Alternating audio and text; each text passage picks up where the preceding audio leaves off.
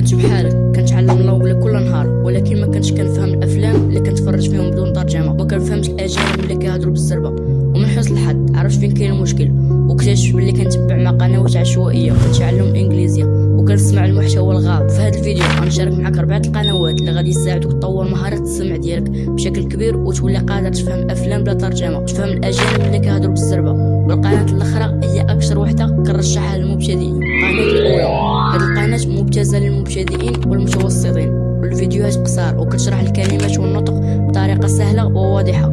اسم القناه BBC Learning English. والقناه الثانيه اغلب الفيديوهات فيها كيهضروا بشويه، وهادشي اللي كيخليك تفهم اكثر وتستافد بزاف، تعود ودنك على اللونجلي. اسم القناه. اما القناه الثالثه كنعتبرها كنز لاي واحد باغي يحسن السمع ديالو، لان الاستاذ كيهضر باللونجلي الطبيعيه واللي كنستعملوها في الحياه اليوميه، وكيشرح بطريقه ممتعه. اسم القناه.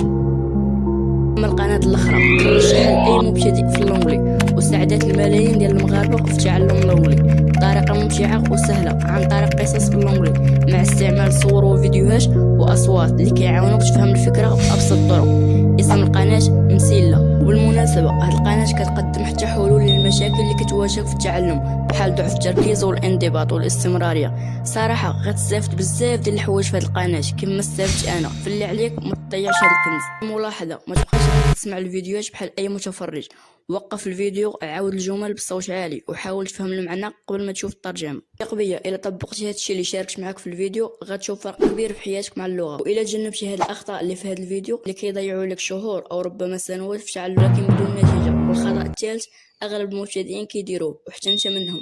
لذلك تفرج في هذا الفيديو واعشق مستقبلك في اللونجلي. متنساش دير سيف لهذا الفيديو وتبارطاجي الفيديو مع صاحبك اللي عارفه مهتم، وشاركنا الاخطاء ديالك والقنوات اللي كتعلم منهم باش نستافدوا كاملين.